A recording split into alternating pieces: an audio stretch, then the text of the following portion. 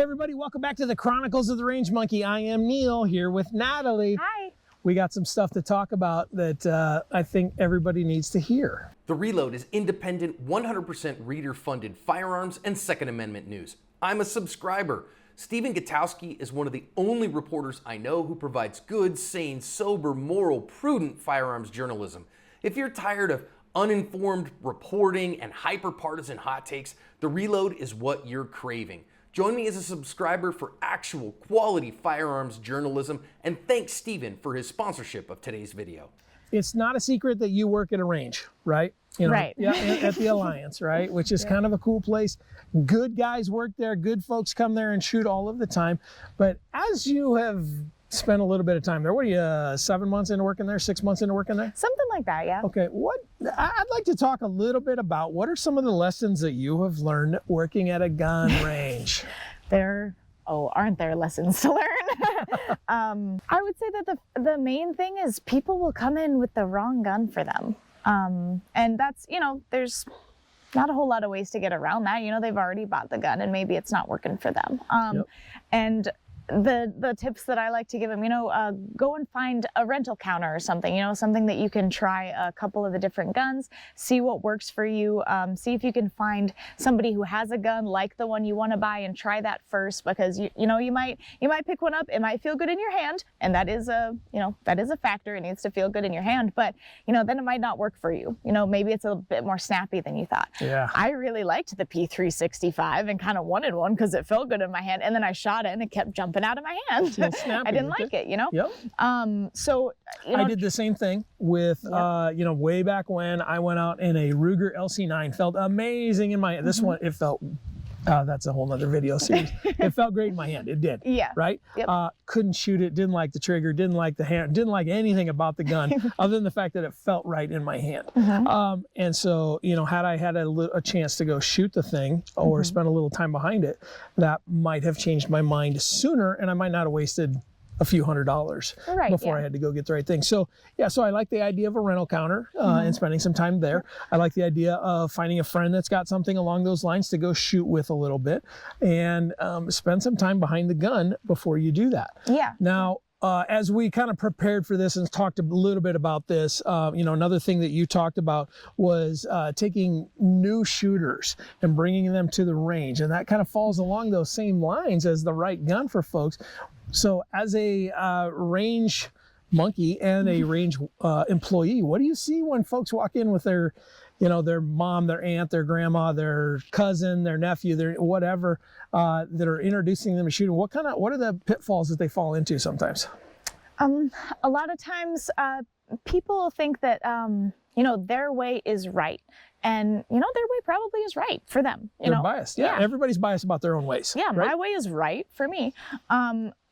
My way isn't right for you, though, and your way isn't right for me. And that's how it is with a lot of, I don't want to say couples, but, couples that come into the range. We'll see, maybe it's a dad with a young daughter that has a completely different hand shape than him, and he's trying to get her to carry his VP9 that doesn't fit in her hands. That's not going to work very well for her. Maybe she needs to try something else. Something that I do see a lot is the caliber difference. We'll see little old ladies coming in with their 38 specials, and then we'll see the same ladies coming in later with a 22, because that's what they can actually hit something with. They can't get behind it. And then, they start shooting 22s and they realize, oh my gosh, this is super enjoyable and I really like this. And they can practice more. You got to find the caliber that works for you. Yeah, I can't imagine that bringing in, like if I brought my mom in who is in her 70s to put her behind even a 9mm, which is handleable by most folks, right? You handle a 9mm all day long, it's no problem. But you've had some training and some technique and a lot of time behind that thing, where if it's somebody's first try into a gun, if they're a new shooter, a 22 is not a bad thing, right? No. And frankly, some folks can't handle a 9 even with all of the training in the world. If you're older, you've got maybe an injury or something, or just a reason, there's lots of people that have different reasons for carrying different calibers. That's part of why there are there. Yeah. Now, you can argue the validity and how well these different calibers work. We can argue that all day long. But frankly, in my opinion, if you need a gun, you need one that you can run. Right. If you have a group that's this big with a 9 and you just can't shoot it, then maybe try a 22 because your group might be like this. Well, chances are you're not going to practice if you can't. And frankly, you can probably get that, your pattern from there to there with a 9 with some work and with some help and with some expertise for sure. Some folks just simply can't do that. So I think I get a little frustrated with our industry folks that are like, you got to have a 9 bare minimum. I get that, and you're not wrong. I kind of agree. But if you can't absolutely carry a 9, then carry what you can protect yourself with, is what I think. And that's I'm trying to be as politically correct as I can there, but we shouldn't kick people out of our circles because they can't do the same things that we can do. I would say that tips for people that are, that have been in the industry for a while, just be soft and kind with the new shooters. Let them come in and let them practice. This is their first time on the gun range. It might be your 1,000th, and that's fine. But make sure that you remember that it's their first time there, and maybe let them put 25 rounds through a 22 first, and then put them on your 9. Don't make them cannonball into the water. And new shooters, there's no dumb questions. You're there to learn. So ask the questions. You'll look like a little bit of a fool, and that's okay, because frankly, you should have teachers that will respect that and know where you are. Do you think that, so we've taken some classes together, and Murphy comes to mind here, because John Murphy he's a fabulous instructor and a lot of fun to hang out with. But do you think he would have treated you differently because you asked any questions? No, and he wouldn't, and the only way that because I'm going back to, you said you may look like a fool. You're only going to look like a fool in your own eyes. Yeah. To whoever you're asking the questions to. In a lot of cases, those questions have been asked before and they're easy to answer. They come quick and it's like, okay, no, that's not really a big deal, or that's nothing that we need to be concerned about. Or, hey, that's a great question. Here's how we mitigate that. Yep. And so you're only going to feel like a fool because you are asking and feel that way. The rest of us don't think that, and nobody really does. So that's a self-perception kind of thing. So right, yeah. When I hear a dumb question, I feel a little bit of relief because I'm like, oh, they didn't know that. Okay, let's make sure that they know that before we go out onto the range. Yep, those are the easy ones to answer, right? Yep. So, let's talk about safety on the range. Right. Yeah, I've learned a little bit about gun safety from other people's eyes, and it's not the same. People come in, listen to the safety brief, and then respect people's rules on their range. We see people pointing unloaded guns at each other all the time, and unloaded guns are the ones that shoot people. So let me ask you some questions, right? Because I want to lead you through this kind of thing. So you give a safety brief when people walk in, right? Right. Yep. Out of 30 people, or out of 10 people that go out onto the range, how many of them break a safety rule within the first minute of being on the range? 4, probably. And of those 4, so 40%. And I would agree with that. I've been to your range, and I've been to lots of ranges, and we see this all the time. What are those 4 people doing? Well, a few of them are taking their guns out behind the line. Yep. There's kids around. Don't have your guns behind people. It just makes people nervous. You might know that it's unloaded. That's awesome. Nobody else does. Nobody knows that the gun is unloaded except for the person that just checked it. So make sure that you have it pointed in a safe direction. Yeah. And so as we do that, one of the active self-protection things is we keep guns pointed in the direction of least consequence. Right. Yep. So whether it's loaded or not, if I pull the gun out and point it at you, that's a really high consequence. Right. And so these ranges are built to deflect. There's stalls and stanchions that you can walk into to get your gun out and do it safely, so multiple people can shoot at a time. And for some reason, people just don't think that that's important, and I don't get it, right? And upwards of 40% of the people go out there and just break the rules. And I was thinking back to a recent range trip that Steph and I took. There was Steph and I on a range with one other person, and he pointed that gun at us 5 times before I finally said, hey, we got to go. This guy is absolutely... Now, I was watching him, and he was literally unloading it and checking it, and then he would turn around and point a gun at Steph and I in the room, and we just had to go. You can't stick around with that. And I can say, hey, don't point that at me. And you know what the thing that they say is? It's unloaded. It's unloaded. Yeah. Yep. Lots of people get shot with unloaded guns. So, yeah, I really think safety-wise, pay attention to the safety brief, and then go out there and be engaged in the safety. I think people go out there and they're like, I know what I'm doing. It's no big deal. The gun's unloaded.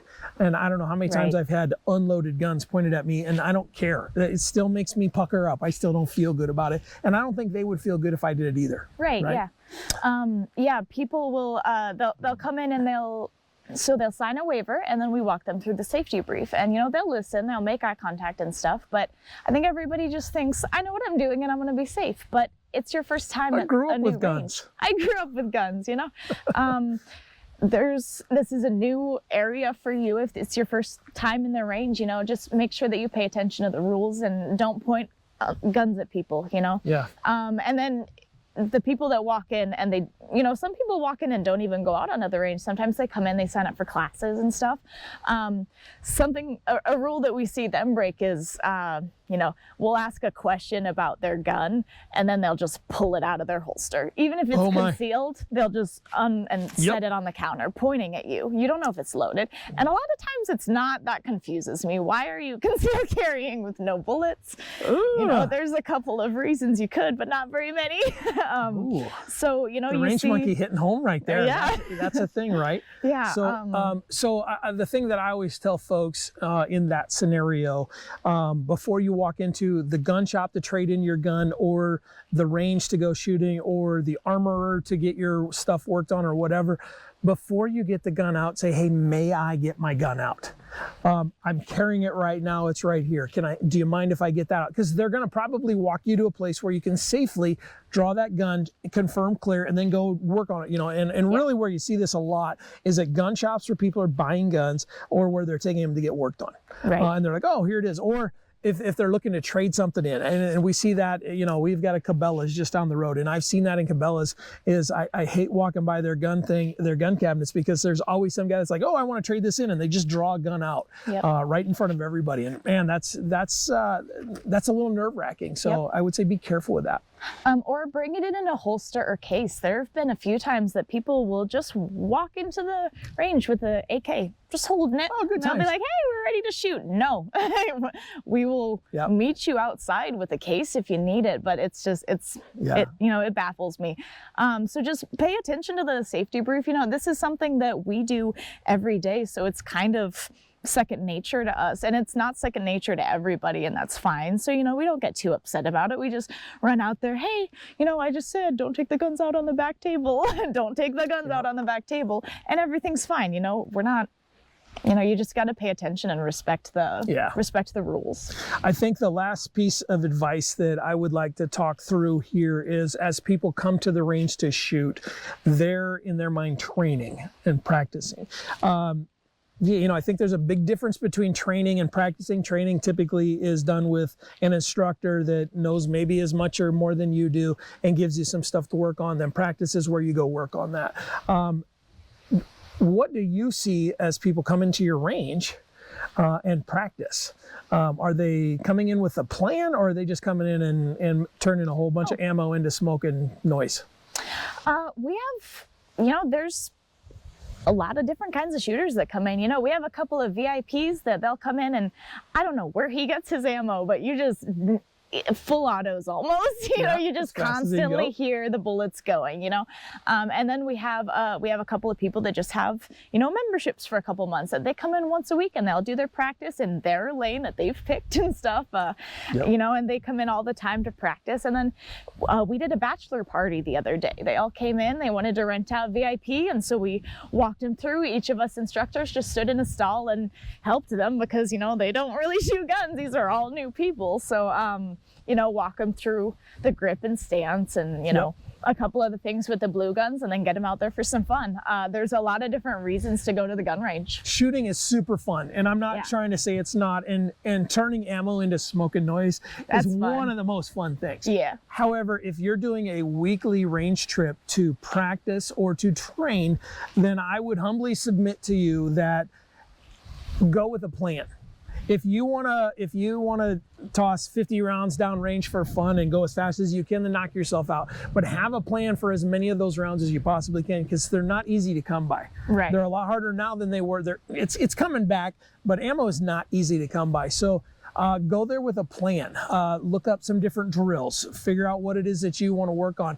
Maybe spend some time in dry fire working on that fast draw and draw the first shot and all of that kind of stuff, so you don't waste a bunch of ammo in that portion. But that's what I wanted to talk about a little bit. Yeah. There is the big thing is come in and be open-minded, right? Come in and don't act like you know everything, even if you do, because in a lot of cases you don't understand the nuance of the locale that you're in. Be safe.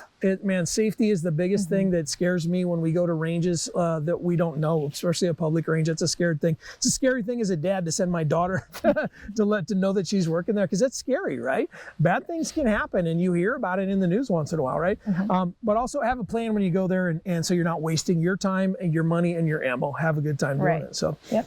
Well, hey, thanks for sharing some of the range stuff from the Alliance. I see that you're repping them pretty well there. Yeah. That's where we do our active self-protection instructor certification stuff. So our classes there a couple of times a year, we get a bunch of people together there and do classes. So if that's something you guys are interested in, we'll probably try to put a link in this video for it. But thanks for watching the Range Monkey. We're gonna make some more videos today of her shooting. Yeah. But that's just something I wanted to talk about a little bit, and I appreciate your time. Yeah. Thanks for watching. Thanks for watching.